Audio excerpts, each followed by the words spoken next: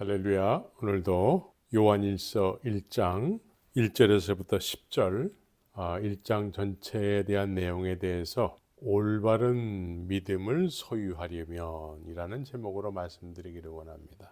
이 제목의 의미는 올바른 믿음이 있는가 하면 그렇지 못한 믿음이 있다라는 의미도 되겠지요. 그동안에 육에 속한 자를 통해서 믿기는 믿는데 사람을 통해서 사람의 행위를 쫓아서 믿는 믿음에 대해서 말씀을 드렸습니다. 내가 만난 예수보다는 먼저 예수님에 대해서 이야기하고 또 그렇게 열심히 믿는 사람을 쫓아서 믿기를 시작한 사람들, 이런 행위를 통해서 믿게 되면은 분명한 예수 그리스도의 뜻을, 나에 대한 분명한 말씀을 알지 못한 상태에서 먼저 믿었다고 하는 사람들의 이야기를 통해서 믿는 거기 때문에 먼저 믿었다고 하는 사람들이 목소리를 높이게 되면은 나도 그 목소리에 편승해서 그렇게 줄을 서게 되는 것이죠. 그래서 교회 안에는 분쟁과 시기가 생기게 되는 것입니다. 그래서 오늘은 이제 올바른 믿음에 대해서 말씀드리기를 원합니다.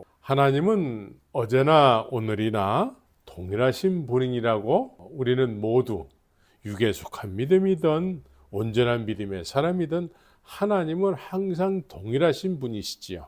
우린 그렇게 알고 믿는 거예요. 그래서 어제나 오늘이나 동일하신 분이시기 때문에 하나님께서 독생자 예수 그리스도를 이 세상에 보내서 십자가에서 죽게 하시고 부활케 하신 어느 누구도 이것에 대해서 부인할 수 없는 그런 복음을 세우신, 그 복음은 하나님이 동일하시기 때문에 이 복음도 변할 수가 없는, 반석 위에 세워진 집과 같은 흔들릴 수 없는 그런 복음인 것입니다. 그래서 어제나 오늘이나 동일한 복음이 되는 것입니다. 하나님이 동일하시기 때문에 복음도 동일한 복음이 되겠습니다. 그래서 2000년 전이나 지금이나 복음에는 변함이 없어야 되고, 그러므로 인해서 믿음 또한 변함이 없어야 되는 것입니다. 2000년이 흘러오면서 변함이 없다라고 하기에는 너무나 많은 여러 가지 파들이 생겨나고 교파가 생겨나고 지역마다 다르고 이런 것들로 인해서 2000년 전이나 지금이나 믿음이 같다라고 하기에는 그렇게 할 수 없다라고 인정할 수밖에 없는 그런 현상들이 교회마다도 그런 현상들을 볼 수 있게 되는 것이지요. 많은 사람들이 여러 가지 이유를, 이렇게 된 이유를 이야기하게 될 것입니다.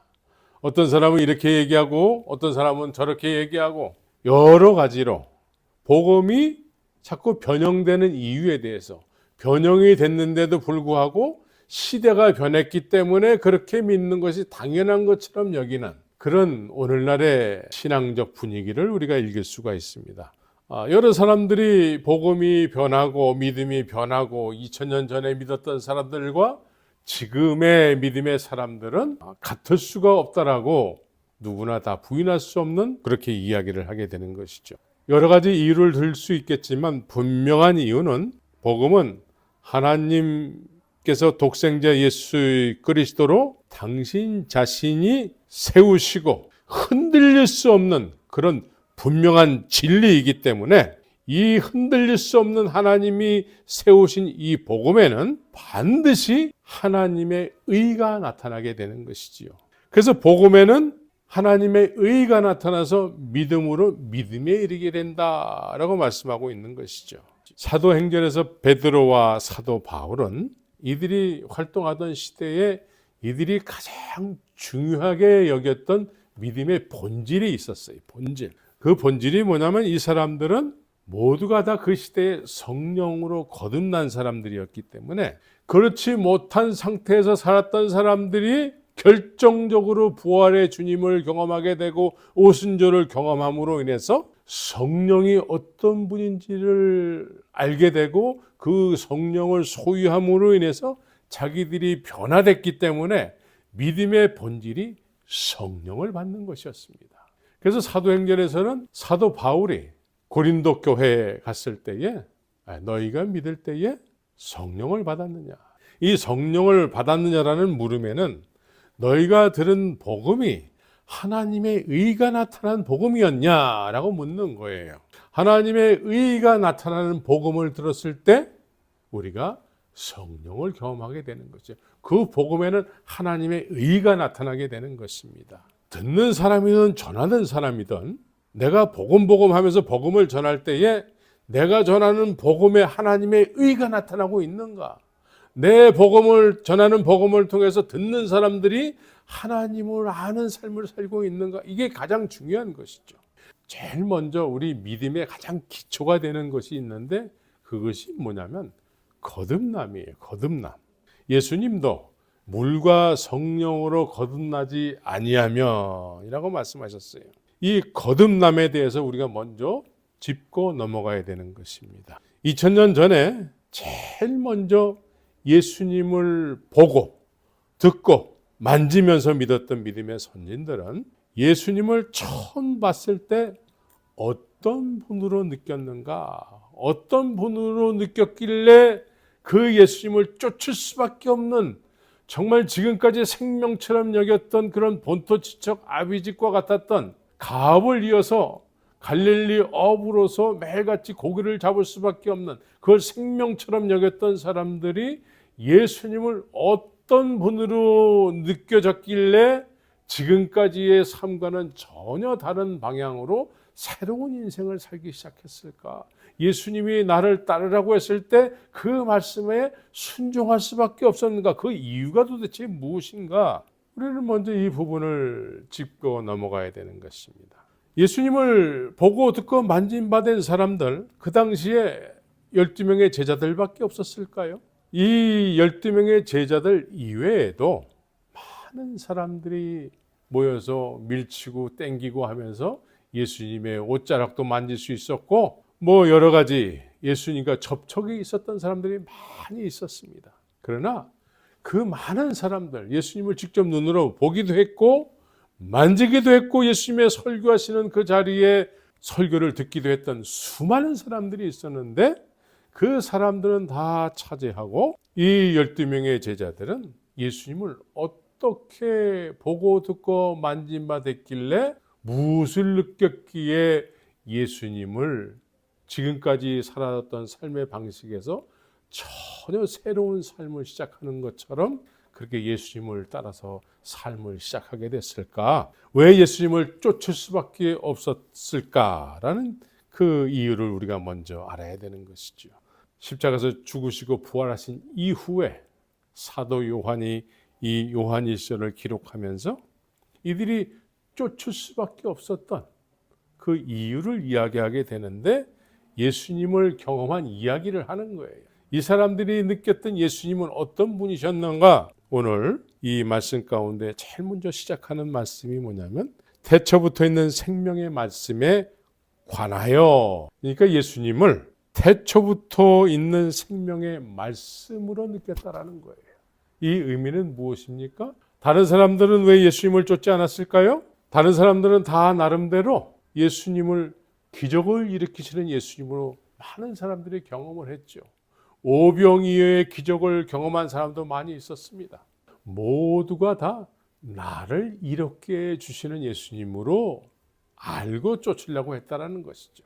그런데 예수님께서 오병이어의 기적을 경험한 사람들에게 내 살과 피를 먹어야 돼. 난 하늘로부터 내려온 생명의 떡이야. 나를 먹어야 돼. 라고 했을 때 누가 이 말을 들을 소냐? 라고 하면서 다 떠나갔다라는 거예요.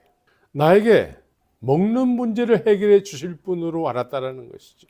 너희들은 나를 소유해야 된다라는 의미로 예수님이 말씀하신 것이죠. 그랬더니 누가 이 말을 들을 소냐 하면서 다 떠나갔다라는 거예요. 그런데 오늘 제자들은 사도 요한은 특별히 태초부터 있는 생명의 말씀을 우리가 봤다라는 거예요. 이 의미는 뭐냐면 창세기 1장을 말씀하고 있는 것이죠. 이 세상을 시작하신 하나님이 오셨다라는 거예요. 임마누엘이라는 뜻이 무엇입니까? 하나님이 우리와 함께 하신다라는 의미예요. 예수님은 우리와 함께 하시는 하나님이라는 거예요. 그러니까 태초부터 있는 생명의 말씀으로 느껴졌기 때문에 이 말씀이 내포하는 의미는 창조주 하나님이요, 우리의 인생을 시작하신 하나님이라는 것이죠. 나는 누구인가를 내가 누구인지를 모르면 그냥 단순하게 내가 누구인지도 모르기 때문에 내가 나를 책임져야 되는 거예요. 내가 나를 책임지는 인생을 살아가는 데 있어서 나에게 먹는 것을 제공해 주신다면 그분처럼 나에게 이로운 분이 어디 있겠습니까? 그런데 예수님은 내가 너를 위해서, 너의 육신을 위해서 온 것이 아니라고 말씀하고 있는 거예요. 나는 하늘로부터 온 산 떡이다 라고 말씀하시는 것이죠. 예수님을 예수님으로 알지 못하면 따를 수가 없는 거예요. 거듭남이란 내가 누구인지를 나의 주인을 통해서 알아야 되는 거예요. 내 인생에 주인이 있다는 걸 알 때에 이제 나를 위한 주님이 아니라 주님을 위한 내 인생, 새로운 인생이 되는 거예요. 이것이 아직 선행이 안 됐으면, 이것이 거듭남인데도 불구하고 이것이 아직 안 된 상태로 교회만 다닌다고 한다면 언제나 나를 위한 예수를 믿는 거예요. 이것이 거듭남인데도 불구하고 이 거듭남이 아직 실행이 안 된 사람들은 아직 믿음이 출발이 안 된 거예요. 우리는 우리의 인생의 주인을 먼저 알아야 돼요. 우리 인생의 주인을 알아보는 거예요. 대처부터 있는 생명의 말씀, 나의 인생의 주인이요 이 모든 우주 만물의 창조주시라는 것이죠. 이런 분을 우리가 만났다라는 거예요. 그래서 이 제자들은 이렇게 예수님을 경험하고 쫓을 수밖에 없는 예수님으로 느껴진 것이죠. 이어서 말씀하는 내용이 아버지와 함께 계시다가 우리에게 나타내신 바 된 분이라고 얘기하고 있습니다. 2절에서 이 생명이 나타내신 바 된지라 이 영원한 생명을 우리가 보았고 증거하여 너희에게 전한다라고 얘기하고 있습니다.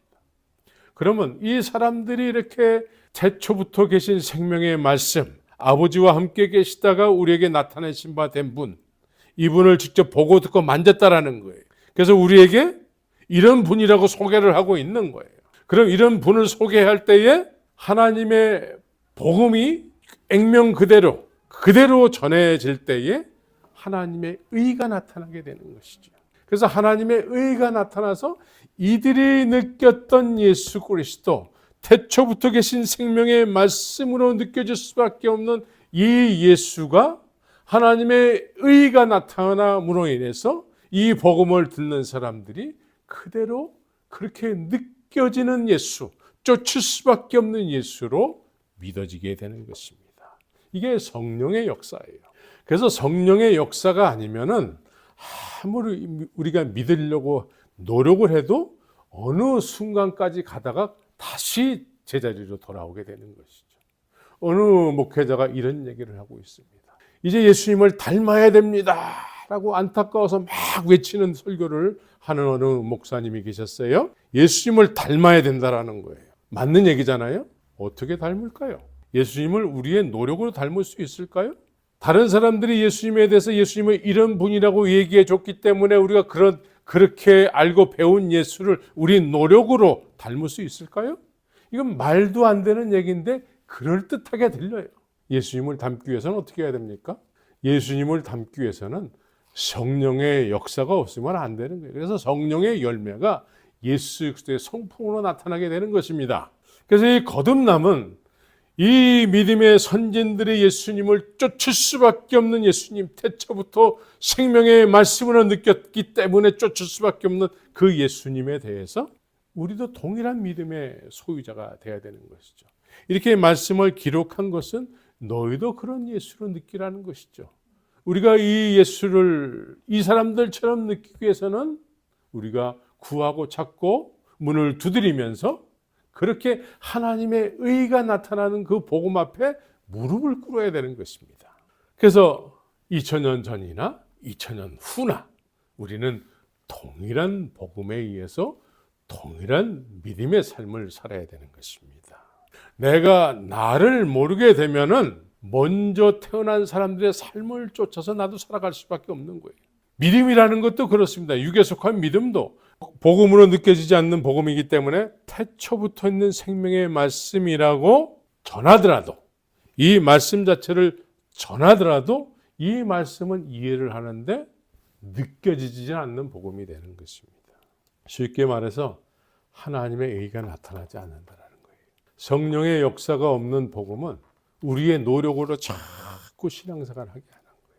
우리의 노력으로 신앙생활을 하게 되면은 내가 잘한 것만 생각하는 거예요.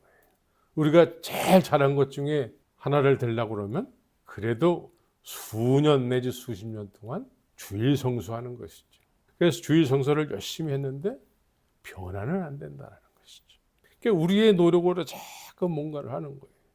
성령의 역사가 있으면 배가 순풍에 앞으로 나가는 것처럼 바람이 없으면 배가 나갈 수가 없는 거예요. 그래서 거듭남이라는 것을 우리가 깊이 생각을 해야 돼요. 나는 정말 거듭난 사람인가? 거듭남이라는 것은 아브라함에게 거듭남이라는 것은 무엇입니까? 아브라함에게 거듭남이라는 것은 지금까지 생명처럼 여겼던 자기가 지금까지 살아왔던 곳이 있잖아요. 그게 본토 친척 아비 집이라고 성경은 말씀하고 있는 거예요. 어려서부터 오랫동안 본토 친척 아비 집을 떠난 아브라함이라고 해서 그걸 아주 가볍고 쉽게 여기는 경우가 많은데 우리의 경우를 통해서 이해한다면 내가 지금까지 살아온 모든 환경 속에서 하나님의 말씀이 나를 새로운 삶으로 살게 하는 그런 삶을 시작했다라는 것이죠. 지금까지 생명처럼 여겼던 것들이 있잖아요. 돈, 명예, 권력일 수도 있고 내 삶의 전부였던 것, 이것보다도 하나님의 말씀이 나에게 찾아오신 하나님의 말씀이 더 귀하게 여겨지지 않으면 본토 친척 아비 집을 떠날 수가 없는 거예요. 근데 아브라함은 떠났다라는 것이죠. 이게 거듭남의 시작이에요. 내 삶에 지금까지 살아왔던 그 의지의 대상에서 벗어나는 거예요. 이제 새로운 신뢰의 대상, 의지의 대상을 쫓아서 살기 시작하는 거예요. 이게 거듭남이죠. 새롭게 태어나는 거예요. 지금까지 나를 살게 했던 곳에서부터 새롭게 태어나는 거예요. 이걸 거듭남이라고 얘기하고 있습니다. 그래서 나를 만나주신 예수, 나를 만나주신 하나님, 나에게 말씀하신 하나님, 아브라함에게 나에게 말씀하신 하나님, 그분을 쫓아서 새로운 인생을 시작하게 되는 거예요. 그렇다고 해서 완전하게 되는 게 아니죠. 하나님의 인도함을 받아서 사는 삶을 살아야 되는 거. 순풍에 돛달듯이 그냥 평강이 넘치는 그런 삶이 아니라 순간순간 어려움을 만나서 정말 나의 죄성이 자꾸자꾸 드러날 수밖에 없는 그런 환경도 만나게 되는 것이죠. 하나님 앞에 자기의 어떤 감추고자 했던 그런 것이 있는지도 몰랐던 그런 나의 어떤 죄성들이 막 드러남으로 인해서 자기의 잘못된 것들이 주님 앞에 자꾸 회개하는 길을 가게 되는 것이죠. 한 번 회개하면 끝나는 것이 아니고 계속 회개할 제목들이 자꾸 드러나는 거예요. 하나님을 계속해서 의지할 수밖에 없는, 제자들은 계속해서 예수님을 경험했고 계속해서 예수님을 쫓을 수밖에 없는 분으로 자꾸 느끼게 되는 것이죠. 하나님을 의지하고 신뢰하며 사는 것이 이게 거듭남이에요. 지금까지 살아왔던 방법에서 하나님이 전부인 삶을 살기 시작하는 것이죠. 이게 거듭남이에요. 거듭남을 좀 더 깊이 묵상했으면 좋겠습니다. 요한의 아들 시몬의 거듭남은 그동안 아버지의 가업을 이어서 갈릴리 호숫가를 지키면서 밤이면 고기를 잡고 이렇게 사는 것이 운명이었는데 예수님을 만나는 순간서부터 예수님이 태초부터 있는 생명의 말씀으로 그 진리로 느껴지면서 그리스도로 느껴지면서 이제 예수님을 쫓을 수밖에 없는, 예수님의 말씀을 쫓을 수밖에 없는 베드로는 이렇게 거듭남이 된 거예요. 예수님을 쫓아 삶을 시작하는 거예요. 요한의 아들 시몬으로 살았다면 이제 하늘의 하나님을 아버지라고 부르는 게바로 사는 거예요. 게바가 될 거야 라고 예수님이 말씀했는데 게바가 완전히 되지 못한 상태에서 아브라함이 자기 와이프 사라에게 오빠라고 불러야 된다, 이제부터 오빠라고 불러야 된다 라고 하는 어떤 그런 위기의 상황 속에서 베드로 역시 똑같은 것이죠. 이런 우여곡절을 통해서 베드로는 진정한 예수님께서 말씀하신 요한의 아들 시몬에서 게바의 삶을 살게 된 것이죠. 베드로의 삶을 살게 된 것입니다. 그래서 나타내신 바 된 영원한 생명, 이런 분으로 우리가 알고 믿어야 되는 것이죠. 그런데 이런 분으로 알고 믿는가? 나타내신 바 된 영원한 생명, 2절에서 이분을 우리가 보았고 증거하여 너희에게 전하노니, 이렇게 느껴진 사람은 이 사람들하고 똑같이 전할 수밖에 없는 예수가 되는 거예요. 성령이 임하면 너희가 권능을 받고 내 증인이 될 거야.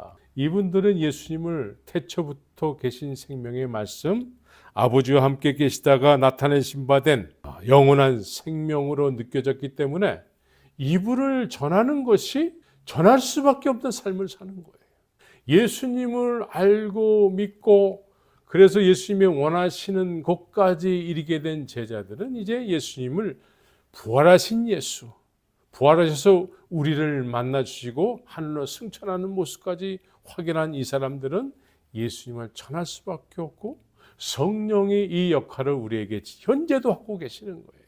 그래서 성령의 역사가 있게 되면 성령이 임하면 너희가 어느 시대든지 성령이 임하면 너희가 권능을 받고 내 증인이 될 거야. 이것은 제자들 120명에만 얘기하는 것이 아니고 예수님을 생명의 말씀으로 아버지와 함께 계시다가 나타나신 바 된 영원한 생명으로 느껴진 사람들은 시대를 불문하고 이렇게 느껴진 사람들은 예수님을 전할 수밖에 없는 증인의 삶을 살게 되는 것이죠.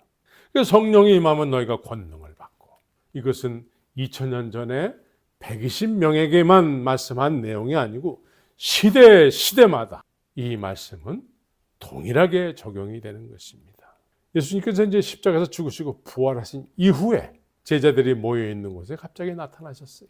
그때 한 명의 제자가 그때 어디 가고 없는 상태에서 예수님이 모여있던 제자들에게 나타나게 되신 것이죠. 그래서 예수님의 부활하신 모습을 눈으로 본 것이죠. 근데 나중에 도마가 이 이야기를 듣고 나는 내 눈으로 똑똑히 확인하기 전에는 내가 손가락을 그 손에 넣어보지 않고는 나는 절대로 믿을 수가 없어 라고 한 게 된 것이죠. 이랬을 때에 예수님께서 그 현장에 다시 나타나신 거예요. 그러면서 도마에게 이런 얘기를 합니다. 너는 본 거로 믿느냐? 이제 보지 않고 믿는 자들이 있게 될 텐데 보지 않고도 너희들과 본 것처럼 믿는 사람들이 있게 될 것인데 그 사람들은 참 복된 사람들이다 라고 말씀하고 있는 거예요. 예수님이 인정하시는 복된 사람이 되어야 되는 거예요. 그러니까 보지 않고도 믿는다라는 의미는 본 것처럼 믿는다라는 거예요. 본 사람들과 동일한 믿음으로 믿게 되는 사람들이 있다라는 것이죠. 그런 사람들 중에 여러분들이 속하기를 예수의 이름으로 축원합니다. 그래서 보지 못했지만 본 사람들 이상으로 동일한 믿음을 시대마다 그렇게 주님의 역사하심, 성령의 역사하심으로 그런 믿음을 소유해야 되고 그런 믿음의 소유자들이 또 복음을 외칠 때에 하나님의 의가 나타나서 또다시 보지 않고도 복 있는 믿음의 사람들이 만들어지게 되는 것이죠. 그래서 예수님께서는 제자들에게 가서 모든 족속으로 제자를 삼으라 얘기하고 있습니다. 여기서 제자는 너희들과 동일한 사람들을 만들라는 거예요. 우리는 12명의 제자들이 예수님의 친히 양육하심으로 인해서 제자가 된 것처럼 이런 제자들은 자신들과 동일한 제자들을 만들게 되는 것이죠. 이 시대에 이런 제자들이 만들어져야 되고 이런 제자들이 전하는 복음에는 하나님의 의가 나타나는 그런 놀라운 역사하심이 있게 되는 것입니다. 그러나 성령을 모르게 되면 성령을 모르는 사람들이 태초부터 있는 생명의 말씀을 이야기하게 되면 이 말씀 자체는 전달이 되는데 이것이 하나의 이론이 되는 것이죠. 이론. 내가 태초부터 계신 생명의 말씀으로 느껴지지 않는 상태에서 태초부터 계신 생명의 말씀을 이야기하게 되면 내가 느껴지지 않는데 어떻게 다른 사람들이 느껴지겠습니까? 듣는 사람들이 어떻게 느껴지겠어요? 그래서 자꾸 배우는 것이 이제 본질이 된 경우가 많이 있습니다. 과거에 한국 교회는 삼각산이든 어디든 그 성령의 그 목마름 때문에 그 영적인 목마름 때문에 늘 기도에 힘쓰고 새벽 제단을 쌓고 이렇게 해서 주님과 늘 힘써서 관계를 맺던 수많은 우리의 믿음의 조상들이 있었는데 어느 순간서부터 이런 부분들이 자꾸 없어지고 한국교회가 자꾸 지식 위주로 이론 위주로 자꾸 가는 모습을 보게 됩니다. 그래서 3절에서 우리가 보고 들은 바를 너에게도 전하면 너희로 우리와 사귐이 있게 하려 함이니 그래요. 네, 여기서 사귐, 우리의 사귐은 아버지와 그 아들 예수 그리스도와 함께함이라. 그러니까 이 사귐이라는 의미, 여기서 사도 요한이 사귐이라는 말을 썼을 때에는 우리와 이 글을 읽는 모든 사람들이 우리와 같은 믿음의 수준이 되기를 원한다는 것이죠. 그래서 우리가 믿는 믿음은 아버지와 그 아들 예수 그리스도와 함께하는 믿음인데 훗날 우리와 같은 수준의 믿음의 사람들도 이와 같이 아버지와 그 아들 예수 그리스도와 함께하는 믿음이 되기를 원한다는 것이죠. 이들은 모두가 다 직접 보기도 하고 듣기도 하고 만지기도 하면서 예수님과 함께 했던 사람들이었기 때문에 예수님께서 하늘로 가신 이후에는 예수님을 경험한 그대로 전하는 삶을 살게 된 것입니다. 이제 이들이 직접 보고 듣고 만진받은 그 예수님은 더 이상 계시지 않지만 이들이 이 세상에서 자기가 만난, 내가 만난 예수, 내가 경험한 예수를 전하게 되는 것이죠. 그래서 원칙을 세우는 거예요. 예수님은 이런 분이다. 태초부터 계신 생명의 말씀이다로 전하게 되는 것이죠. 그러나 태초부터 계신 생명의 말씀으로 이해하지 못하고 나를 위한 예수, 나의 육신의 모든 것을 채워주시는 예수로 알게 된다면 이들과는 사귐이 없게 되는 거예요. 또한 하나님의 의가 나타나지 않게 되는 것이죠. 6절에서 우리가 하나님과 사귐이 있다고 하고 어두운 가운데 행하면 거짓말을 하고 진리를 행치 아니함이거니와, 이 말씀을 연장선상에서 8절에서는 이렇게 얘기하고 있습니다. 만일 우리가 죄 없다 하면, 그러니까 이 말씀은 뭐냐면 우리가 하나님과 사귐이 있다고 하고 어두운 가운데 행한다라는 거예요. 그런데 이거 자체를 겉으로는 믿는데 실제적인 삶은 어두운 가운데 행한다라는 거예요.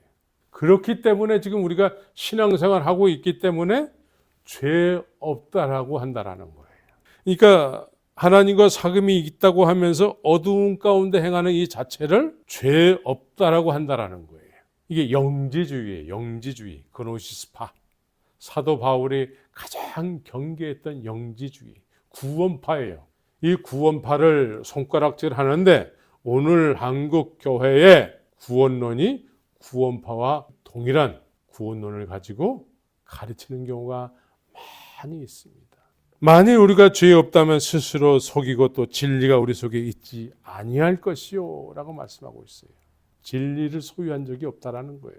하나님과 사귐이 있다고 하고 어두운 가운데 행할 수가 없다라는 거예요.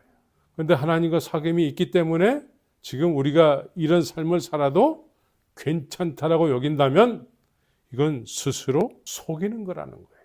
스스로 속이고 죄 없다라고 할 때에 이건 아주 잘못된 거라는 거예요. 그래서 저도 죄를 몰라요. 죄인 줄 몰라요. 그래서 더 중요한 얘기는 만일 우리가 범죄하지 아니하였다 하면 하나님을 거짓말하는 자로 만드는 것이니, 하나님을 모르기 때문에 하나님 앞에서 공공연히 이런 행동을 한다라는 거예요. 그래서 또한 그의 말씀이 우리 속에 있지 아니하니라. 예수님께서 가장 중요하게 여기는 믿음의 본질이 있는데 내 말이 너희 안에 거해야 돼. 예수님의 말씀이 우리 안에 거하셔야지만 그 말씀을 성령이 이루십니다. 하나님으로부터 창조함을 받을 때에 하나님께서 말씀하셨어요. 태양아 있어라, 별들아 있으라. 이렇게 하나님께서 말씀하셨어요. 그 말씀을 누가 이루시냐면 성령이 이루시는 거예요.